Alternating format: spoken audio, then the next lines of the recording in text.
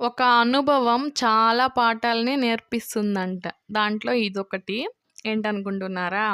ఒక పెద్ద bill gates ఒక హోటల్‌కి వెళ్ళి భోజనం చేశారంట. చేశాక బిల్ కట్టి వెళ్ళేటప్పుడు వెయిటర్‌కి టిప్పుగా ఒక $5 ఇచ్చేసి వెళ్తుండగా, ఆ వెయిటర్ అసంతృప్తిగా బిల్ గేట్స్ సైన్ చూస్తా ఉన్నారంట. ఏంటి అని అడిగితే, "సార్, నిన్న ఇదే ప్లేస్‌లో మీ కూతురు వచ్చి తిన్నారు.